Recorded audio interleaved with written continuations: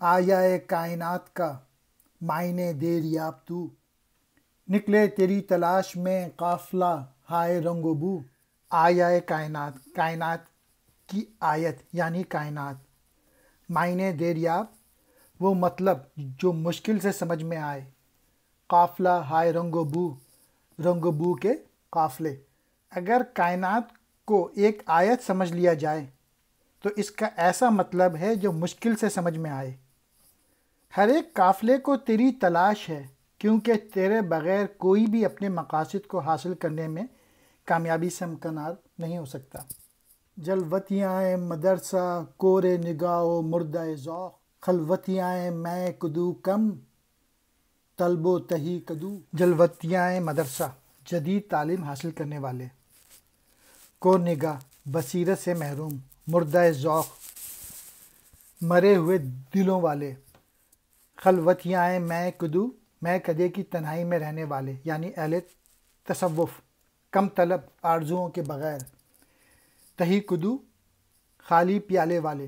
اس شعر میں اقبال نے آڑے ہاتھوں لیا ہے پہلے مصرعے میں ان لوگوں کو جو کہ دنیاوی تعلیم حاصل کر رہے ہیں، اور دوسرے مصرعے میں جو کہ دینی تعلیم حاصل کر رہے ہیں۔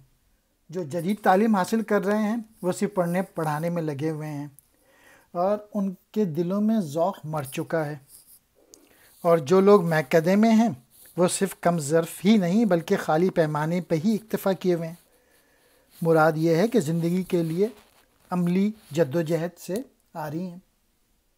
میں کہ میری غزل میں ہے آتش رفتہ کا سراغ، میری تمام سرگشت کھوئے ہوں کی جستجو۔ میری جو تمام کوششیں ہیں، جو میں ساری محنت کر رہا ہوں اپنی پوئٹری میں، وہ تو صرف اس لیے ہے کہ میں ماضی کی جستجو میں مصروف ہوں کہ ہمارا جو ماضی اتنا تابناک تھا وہ کیسے تھا، اور میری پوری جو پوئٹری اور پوری محنت ہے بس اسی میں لگی ہوئی ہے۔